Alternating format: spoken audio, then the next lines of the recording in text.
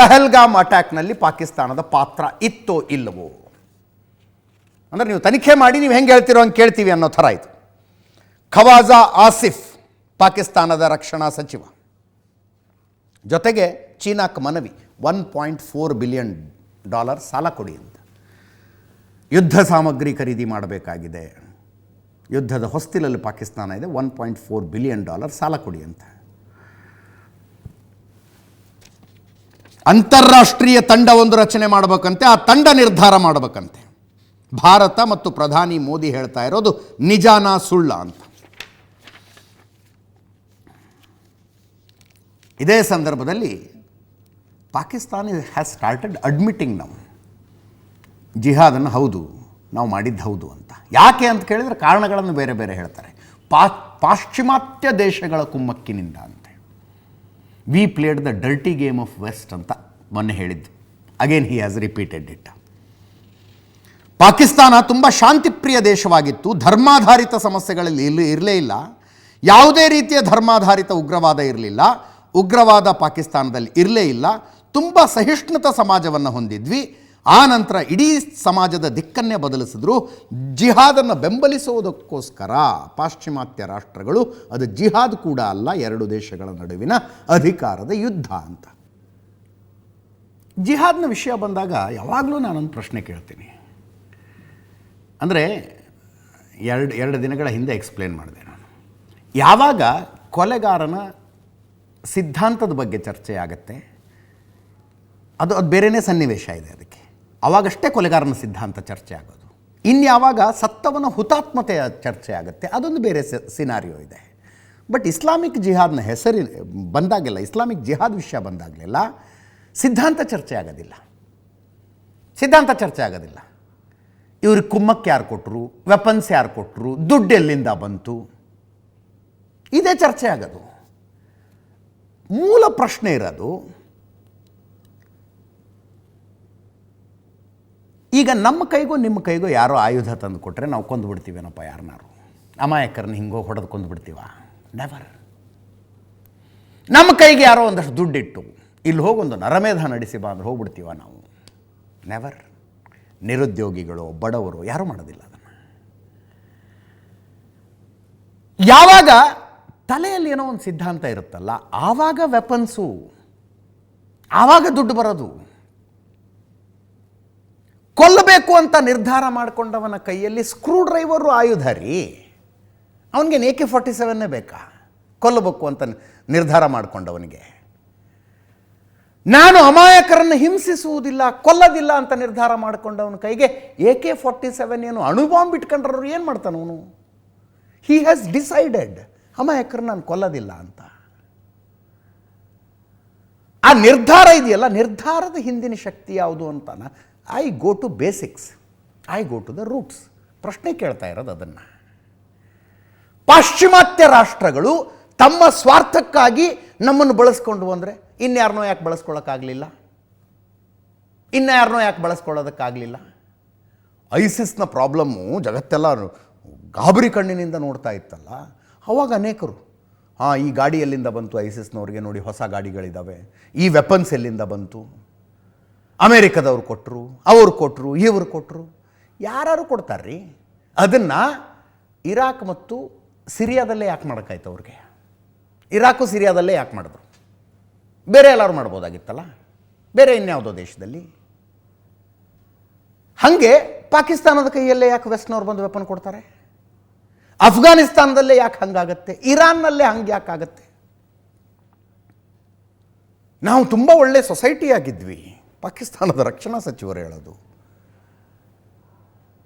ಮೊಬೈಲಲ್ಲಿ ನೋಡ್ತಿದ್ದೀರಲ್ಲ ಈಗ ನ್ಯೂಸ್ ಅವರು, ಗೂಗಲ್ ಸರ್ಚ್ ಮಾಡಿ ಅಫ್ಘಾನಿಸ್ತಾನ್ ಇನ್ 1960s 1970s ಅಂತ ಗೂಗಲ್ ಸರ್ಚ್ ಮಾಡಿ, ಇಮೇಜ್ಗೆ ಹೋಗಿ ನೋಡೋಣ. 1960-70 ಕಾಲದ ಅಫ್ಘಾನಿಸ್ತಾನ ಹೆಂಗಿತ್ತು ಅಂತ ಬರ್ತಾವೆ ಫೋಟೋಗಳು. ಈಗ ಅಫ್ಘಾನಿಸ್ತಾನದಲ್ಲಿ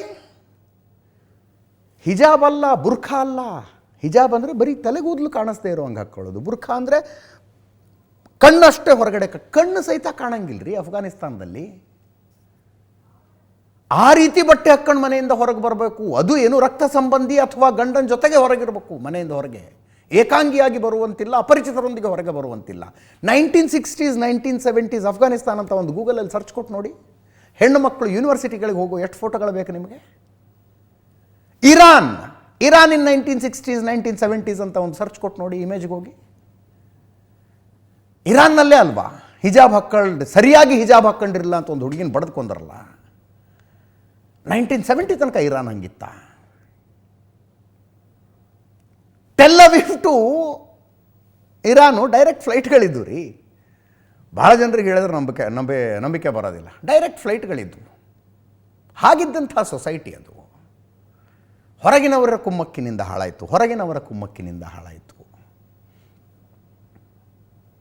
ಒಳಗೇನೋ ಒಂದು ಇರುತ್ತೆ, ಏನು ಅಂತ ತಿಳ್ಕೊಂಡು ಮಾತಾಡ್ಬೇಕಷ್ಟೆ. ಈಗ ನೋಡಿ, ಯುದ್ಧದ ಹೊಸ್ತಿಲಲ್ಲಿರುವ ಪಾಕಿಸ್ತಾನಕ್ಕೆ ಟರ್ಕಿ ವೆಪನ್ಸ್ ಕಳಿಸ್ತಾ ಇದೆಯಂತೆ. 6 ಕಾರ್ಗೋ ಫ್ಲೈಟ್ಗಳು ಬಂದಿಳಿದಿದ್ದಾವೆ 3 ದಿನದಲ್ಲಿ. C-130 cargo ಫ್ಲೈಟ್ಗಳು ಬಂದಿಳಿದಿದ್ದಾವೆ ಟರ್ಕಿಯಿಂದ. ಕರಾಚಿ ಸೇನಾ ನೆಲೆಯಲ್ಲಿ ವಿಮಾನಗಳು ಲ್ಯಾಂಡ್ ಆಗಿದ್ದಾವೆ. ಏಕಾಂಗಿಯಾಗಿರುವ ಪಾಕಿಸ್ತಾನಕ್ಕೆ ಟರ್ಕಿ ಬೆಂಬಲ, ಮುಸ್ಲಿಂ ಬ್ರದರ್ಹುಡ್ ನೆಪದಲ್ಲಿ ಇದು. ಯುದ್ಧ ಅಂತ ಶುರುವಾದರೆ ಚೀನಾದವರು ಇವರು ಸಹಾಯಕ್ಕೆ ಬರಬಹುದು ಅನ್ನೋದೊಂದು ಲೆಕ್ಕಾಚಾರ ಇದೆ.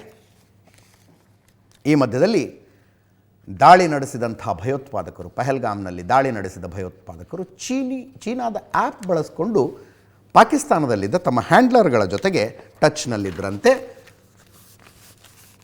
ಜೊತೆಗೆ ಸೀನ್ ಆಫ್ ಅಫೆನ್ಸ್ನಲ್ಲಿ made in China satellite phone ಒಂದು ಸಿಕ್ಕಿದೆ ಅನ್ನೋ ಮಾಹಿತಿ. ಈ ಮಧ್ಯೆ ಶಹಬಾಜ್ ಶರೀಫ್ಗೆ, ಪಾಕಿಸ್ತಾನದ ಪ್ರಧಾನಮಂತ್ರಿಗೆ ಅವರ ಅಣ್ಣ ನವಾಜ್ ಶರೀಫು ಬುದ್ಧಿ ಮಾತು ಹೇಳಿದ್ದಾರೆ. ಅಪ್ಪಿತಪ್ಪಿಯೂ ಭಾರತದ ಜೊತೆ ಯುದ್ಧಕ್ಕೆ ಹೋಗಬೇಡ ಅಂತ ನವಾಜ್ ಶರೀಫ್ ತಮ್ಮ ಶಹಬಾಜ್ ಶರೀಫ್ಗೆ ಬುದ್ಧಿ ಮಾತನ್ನು ಹೇಳಿದ್ದಾರೆ. ಪರಿಸ್ಥಿತಿ ಹಿಂಗಿದೆ. ನೀವು ಭಾರತದೊಳಗಿನ ಹೇಳಿಕೆಗಳನ್ನು, ಭಾರತದೊಳಗಿನ ಮಾತುಗಳನ್ನು ನೋಡಿ ಹೆಂಗಿದೆ. ತಾರಿಕ್ ಅಹಮದ್, ಜಮ್ಮು ಕಾಶ್ಮೀರ ಕಾಂಗ್ರೆಸ್ಸಿನ ಅಧ್ಯಕ್ಷ, ಯಾವ ಕಾರಣಕ್ಕೂ ಪಾಕಿಸ್ತಾನದ ಜೊತೆ ಯುದ್ಧ ಮಾಡಬೇಡಿ, ಮಾತುಕತೆ ಮಾಡಿ ಬಗೆಹರಿಸ್ಕೊಳ್ಳಿ ಅಂತ. ತಾರಿಕ್ ಅಹಮದ್, ಜಮ್ಮು ಕಾಶ್ಮೀರ ಕಾಂಗ್ರೆಸ್ ಅಧ್ಯಕ್ಷ, ಕೇಳಿಸ್ಕೊಳ್ಳಿ. इकॉनमी हमारे सैलानियों के ऊपर दारोमदार है. जिन लोगों की वजह से जो नंबर ऑफ डेथ्स है वो बहुत कम रहा, बहुत लो रहा. अगर ये लोग ना होते तो शायद कितनी बड़ी विपदा होती. हम अगर एक साइड से इन लोगों का शुक्रिया अदा करते हैं कि इन्होंने उस वक्त सैलानियों को मदद करके. I request both sides to keep their cool. With folded hands I request both sides. And when I say I represent these sentiments of hundreds and thousands of people, that they should keep their cool and something should be sorted. Whatever has to be done across the table. They should sort it out. Both the countries should not be pushed to devastation anymore. ಸ್ಥಳೀಯರು ಇಲ್ಲದೆ ಇದ್ರೆ ಸಾವಿನ ಸಂಖ್ಯೆ ಇನ್ನೂ ಜಾಸ್ತಿ ಆಗ್ತಿತ್ತು ಅಂತ ತಾರಿಕ್ ಅಹಮದ್ ಹೇಳೋದು. Look at the clarification. ಸ್ಥಳೀಯರಿಲ್ಲದೆ ಹೋದರೆ ಸಾವಿನ ಸಂಖ್ಯೆ ಇನ್ನೂ ಜಾಸ್ತಿ ಆಗ್ತಿತ್ತು. ಕೆಲವು ಸ್ಥಳೀಯರಿಲ್ಲದೆ ಹೋಗಿದ್ರೆ 1 ಸಾವು ಆಗ್ತಿರಲಿಲ್ಲ ಅಲ್ಲಿ. ಕೆಲವು ಸ್ಥಳೀಯರು ಇಲ್ಲದೆ ಹೋಗಿದ್ರೆ 1 ಸಾವು ಅಲ್ಲಿ ಆಗುತ್ತಿರಲಿಲ್ಲ. ಇದು ಕೇವಲ ತಾರಿಕ್ ಅಹಮದ್ ಒಬ್ಬರದೇ ಅಲ್ಲ, ಕಾಶ್ಮೀರದ ಎಲ್ಲ politician irrespective of their political parties, ಮುಸ್ಲಿಂ ನಾಯಕರುಗಳ ಹೇಳಿಕೆ ಇದು. ಯುದ್ಧ ಬೇಡ, ಗಲಾಟೆ ಮಾಡ್ಕೊಳ್ಳೋದು ಬೇಡ, ಮಾತುಕತೆ ಮಾಡಿ. ಮೆಹಬೂಬಾ ಮುಫ್ತಿನೂ ಇದನ್ನೇ ಹೇಳೋದು. ಉಮರ್ ಅಬ್ದುಲ್ಲಾ, ಫಾರೂಕ್ ಅಬ್ದುಲ್ಲಾ ಯಾಕೋ ಬಹಳ ಡಿಫ್ರೆಂಟ್ ಟೋನ್ನಲ್ಲಿ ಮಾತಾಡ್ತಿದ್ದಾರೆ. ಅಯ್ಯೋ, ನಾನು ಅದನ್ನು ಮರೆತುಬಿಟ್ಟೆ ಸುದ್ದಿ ತಗೊಳ್ಳೋದು. ಉಮರ್ ಅಬ್ದುಲ್ಲಾ ಇವತ್ತು ವಿಧಾನಸಭೆ ಅಧಿವೇಶನ ಕರೆದಿದ್ರು. ವಿಧಾನಸಭೆ ಅಧಿವೇಶನ. ಉಮರ್ ಅಬ್ದುಲ್ಲಾ ಮಾತಾಡಿದ ಮಾತುಗಳನ್ನು ಕೇಳಿಸ್ಕೊಂಡ್ಬಿಟ್ರೆ ದಂಗಾಗ್ಬಿಡ್ತೀರಿ ನೀವು. 26 ಶವಗಳಲ್ಲಿರುವಾಗ ನಾನು ಜಮ್ಮು ಕಾಶ್ಮೀರಕ್ಕೆ ಈಗ ಸ್ಟೇಟ್ ಹುಡ್ ಕೇಳೋದಿಲ್ಲ ಅಂದರು. ರಾಜ್ಯದ ಸ್ಥಾನಮಾನ ಕೇಳೋದಿಲ್ಲ, ಕ್ಷಮೆ ಯಾಚಿಸ್ತೀನಿ ನಾನು. ನಮ್ಮ ಆಹ್ವಾನದ ಮೇರೆಗೆ ನೀವು ಪ್ರವಾಸಕ್ಕೆ ಬಂದಿದ್ರಿ, ನಮ್ಮ ಆಹ್ವಾನದ ಮೇರೆಗೆ, ನಮ್ಮ ಅತಿಥಿಗಳಾಗಿದ್ರಿ ನೀವು, ನಮ್ಮ ಆಹ್ವಾನದ ಮೇರೆಗೆ ಪ್ರವಾಸಕ್ಕೆ ಬಂದಿದ್ರಿ, ನಿಮಗೆ ಹಿಂಗಾಗಿದ್ದರಿಂದ ನಾನು ಕ್ಷಮೆ ಕೋರ್ತೀನಿ ಅಂತೆಲ್ಲ ಮಾತಾಡಿದ್ರು. ಯೂಟ್ಯೂಬಲ್ಲಿ ಸಿಗುತ್ತೆ, ಒಂದು ಸಲ ನೋಡಿ ಅದನ್ನು.